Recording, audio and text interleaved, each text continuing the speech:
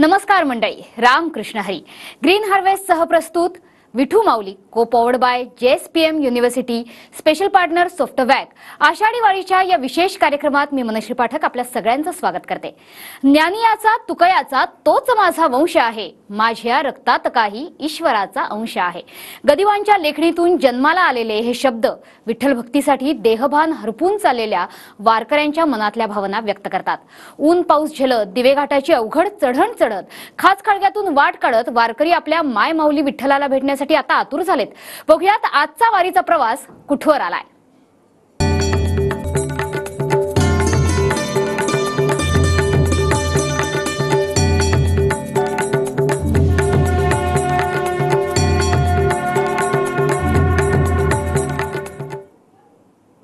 तर पंढरीच्या भेटीसाठी संत श्रेष्ठांच्या पालख्या आता मजल दर मजल करत पुढे निघाल्यात.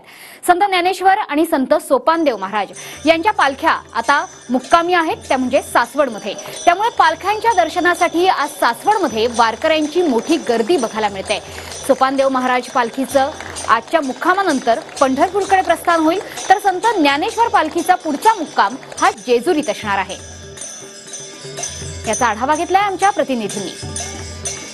विठ्ठल विठ्ठल जय हरी विठ्ठल. माऊली माऊलीच्या जय घोषात श्री संत ज्ञानेश्वर महाराज यांचा पालखी सोहळा काल दिवे घाटाचा अवघड टप्पा पार करून काल रात्री 2 दिवसाच्या मुक्कामासाठी सासवड येथे विसावलेला आहे. आज सकाळपासूनच मोठ्या प्रमाणात वारकरी बांधवांनी येथे दर्शनासाठी मोठ्या प्रमाणात गर्दी केलेली आहे. आज सकाळी 11 वाजता श्री संत सोपानदेव महाराज यांचा देखील पालखी सोहळ्याचे प्रस्थान पंढरपूरकडे होणार आहे. एकंदरीतच दोन्ही पालख्या आज सासवडमध्ये असल्यामुळे मोठ्या प्रमाणात वारकरी बांधव येथे गर्दी केल्याचे पाहावयास मिळत आहे. आपण पाहू शकता की आज आताच माऊलींच्या जो पादुका आहेत त्यांचे पूजा देखील केली जात आहे आणि मोठ्या प्रमाणात वारकरी बांधवांमध्ये येथे उत्साह पाहण्यास मिळत आहे.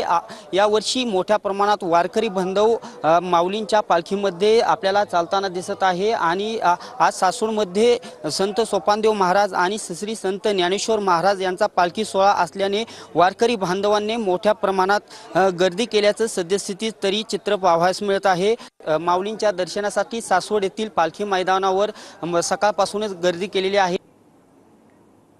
माऊलींची कर्मभूमी असलेल्या नेवासा इथे ज्ञानोबा तुकोबांच्या गजरात पहिला रिंगण सोहळा पार पडलाय. संत ज्ञानेश्वर महाराज मंदिर प्रांगणातून दिंडी सोहळा सुरू झाला. अग्रभागी अश्व आहेत, त्यामागे ज्ञानोबा माऊली तुकारामचा जयघोष करणारे वारकरी आहेत. पालखी रथ असा देखणा रिंगण सोहळा आज आपल्याला बघायला मिळतोय.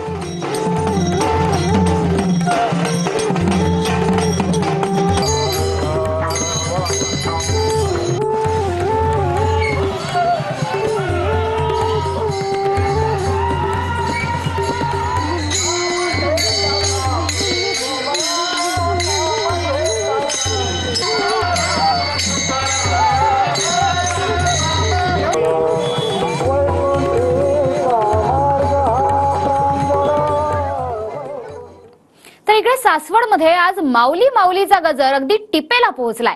सासवडमध्ये सोपान काका पालखी समोर नृत्यमय वारी हा अनोखा कार्यक्रम सादर करण्यात आला. भरतनाट्यमच्या माध्यमातून धनश्री लोमटे आणि सहकाऱ्यांनी सोपानदेव मंदिरात अभंगमय वारी सादर केली आहे. प्रेमामृत खूणा मागो त्या विठ्ठलासी, प्रेमामृत खूणा मागो त्या विठ्ठलासी. जय हरी विठ्ठल.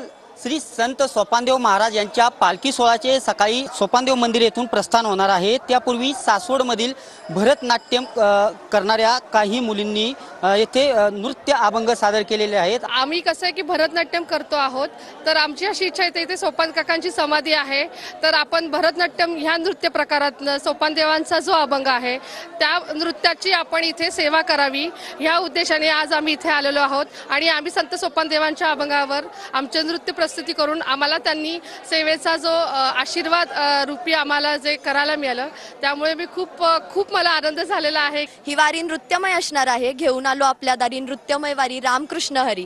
याच्यामध्ये अगदीच आम्ही आत्ता जसं भरतनाट्यम सादर केलं, कारण शास्त्रीय किंवा आपण असं म्हणतो की एक आपल्याला संस्कृती आहे, आपला तो वारसा आहे की तो आपण जतन करून ठेवला पाहिजे. याच माध्यमातून आम्ही ही नृत्यमय वारी सादर करणार आहोत की याच्यामध्ये शास्त्रीय नर्तन पाहायला मिळेल, संतरूपी कीर्तन पाहायला मिळेल, वारकरी रूपी श्रोत्यांचे वर्तन पाहायला मिळेल आणि आपल्यातल्याच या वारकऱ्याला साथ घालणारा हा कार्यक्रम आहे. तर नक्की तुम्ही रसिक प्रेक्षक आहात, भरभरून या कार्यक्रमाला साथ द्या आणि असेच आशीर्वाद आमच्या सोबत राहू द्यात. रामकृष्ण हरी.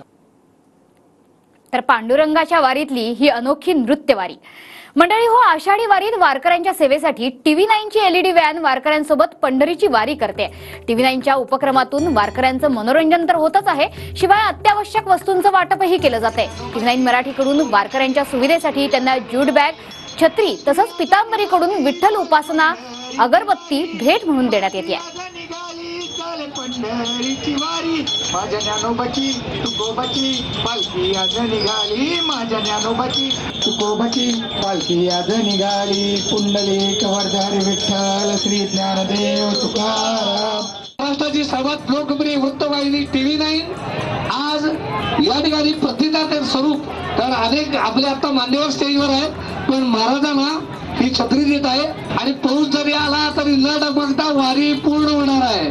स्वच्छतेची वारी TV9 मराठी. बोला पुंडलिक हरी विठ्ठल श्री ज्ञानदेव तुकाराम पंढरीनाथ भगवान की.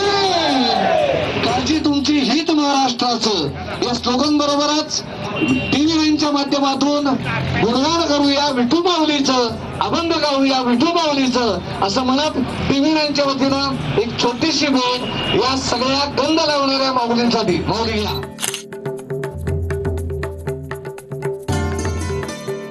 पितांबरी सगळे महिला वापरतात, त्याच कंपनीनं एक उत्तम उदबत्ती आपल्यासाठी आणली आहे. असं म्हणतात की विठुरायाला प्रसन्न करण्यासाठी तुळशीच्या सुगंधाने युक्त अशी पितांबरीची देवभक्ती विठ्ठल उपासना अगरबत्ती ही खास तुम्हाला भेट म्हणून दिली जाते. आपण ती स्वीकारावी. बोला पुंडलिक वरदे हरी विठ्ठल श्री ज्ञानदेव तुकाराम पंढरीनाथ भगवान की जय. त्यामुळे तुम्ही जर वारीत असाल तर TV9 मराठीच्या या व्हॅनला भेट द्यायला विसरू नका. तर मंडळी हो, या वारीत मोठ्या संख्येने येत आहेत त्या म्हणजे ग्रामीण भागातल्या महिला. आणि या ग्रामीण भागातल्या महिलांमध्ये सध्या एकच चर्चा आहे, ती म्हणजे शिंदे सरकारच्या लाडकी बहीण या योजनेची. आपल्या भावानं आपल्या बहिणींसाठी ही योजना आणली आहे खरी, पण बहिणींमध्ये भेदभाव न करता ही योजना राबवावी अशी भावना मुख्यमंत्री शिंदेंकडे या वारकरी महिलांनी व्यक्त केली आहे. बघूयात. लाडकी बहीण ही योजना घोषित तर केली आहे, मात्र अटी शर्ती खूप घातलेल्या आहेत. काय सांगाल सरकारला? सरकारनं सरसकट द्यायला पाहिजे, सगळ्या महिलांना सारखंच द्यायला पाहिजे. बहिणी सगळ्यांना सारखीच असते ना, कुठलीच योजना नाही आमच्याकडे, मग त्या भाऊ म्हणून द्याच पाहिजे त्यांनी. कुठली योजना नाही. शेती 2 एकर आहे, 2 एकरवर काय भागत नाही. त्यामुळे शिंदे साहेबांना लक्ष द्यायला पाहिजे ग्रामीण भागातल्या महिलांकडे. सगळ्या बहिणींना सारखे द्यायला पाहिजे ना. काय श्रीमंत असलं तरी बहीण सारखीच असते ना, सगळी नाताय कायमच राहत असतं बहिणीचं. योजना नाही, पगारी नाही, काय नाही. 3 मुलं इथं, 2 एकर जमीन आहे ना, कसं भागवायचं? तुमची किती शेती आहे? मला काय नाही, शेतीपाती नाही. काय मग कसा उदरनिर्वाह करता? मजुरी. किती पडते मजुरी? मग काय 200 रुपये रोज. तर या पालखी सोहळ्याचं डोळ्यांचं पारणं फेडणारं रूप दिसतं ते म्हणजे पुण्याच्या दिवे घाटात. मुखी हरिनामाचा गजर आणि टाळ मृदुंगाच्या तालात वारकरी तल्लीन होत दिवे घाटातली ही अवघड चढण पार करतात. माऊलींची पालखी दिवे घाटातून जात असताना ड्रोनच्या माध्यमातून टिपलेली ही दृश्य विठ्ठल भेटीची ओढ अधिकच गहिरी करतायत.